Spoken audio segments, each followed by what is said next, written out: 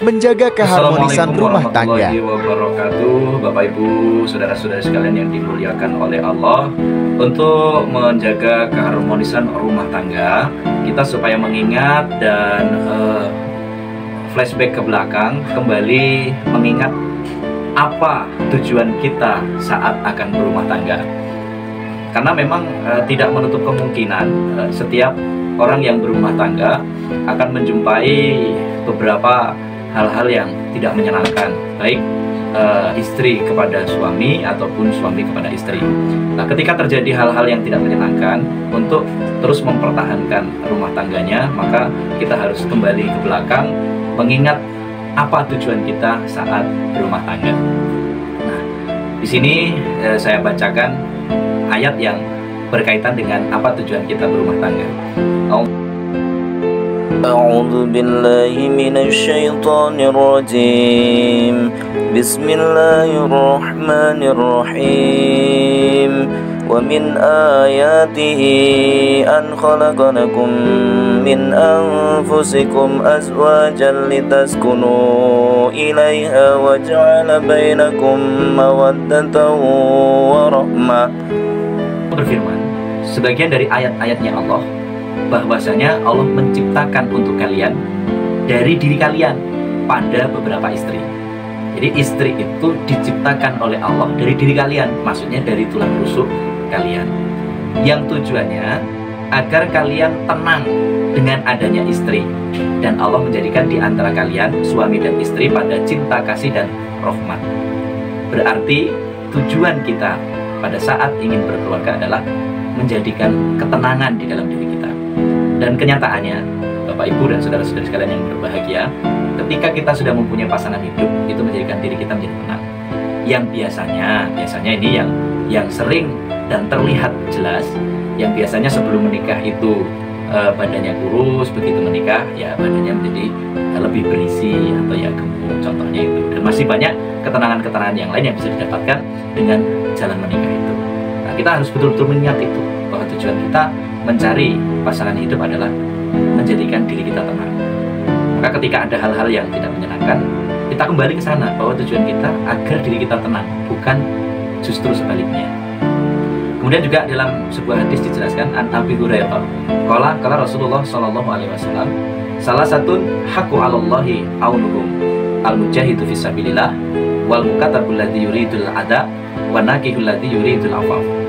Ada 3 golongan yang wajib bagi Allah untuk menolong mereka, yaitu yang pertama, orang yang membela dalam agama Allah, orang yang berjuang dalam agama Allah, seorang budak yang ingin merdeka dengan cara mencicil, dan orang yang menikah yang tujuannya supaya terjaga dari segala bentuk kemaksiatan. Maka Allah mewajibkan pada dirinya Allah untuk menolong 3 golongan itu. Berarti tujuan kita berkeluarga adalah mendapatkan pertolongan dari Allah. Maka dengan demikian kita harus bersyukur, karena dengan kita mempunyai pasangan hidup mendatangkan pertolongan dari Allah. Kemudian juga ada dalil yang menjelaskan, an Alqamah qala baina ana amsi ma Abdillah radhiyallahu anhu faqala kunna ma'an nabi sallallahu alaihi wasallam faqala man istata al-ba'a fal yatazawwaj fa innahu aghaddu lil basar wa ahsanu lil farji wa man lam yastati fa alaihi bisawm fa innahu lahu wijaun.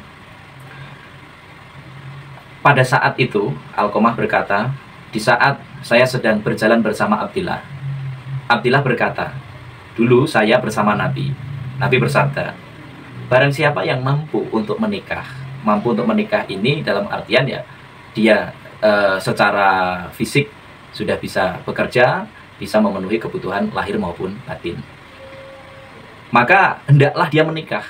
Jadi kalau sudah mampu lahir dan batinnya ya supaya menikah, karena dengan menikah itu lebih memejamkan pada mata. Artinya dengan menikah itu ketertarikan kepada perempuan itu lebih sedikit. Kenapa? Karena ya ada istri yang mendampingi di rumah. Nah, ketika orang itu tidak mempunyai istri, tidak punya pasangan hidup, ya setiap melihat perempuan ya tertarik, setiap lihat perempuan tertarik. Nah, ketika orang itu sudah mempunyai istri, lebih bisa membatasi gitu loh. Tidak setiap melihat perempuan ada ketertarikan gitu.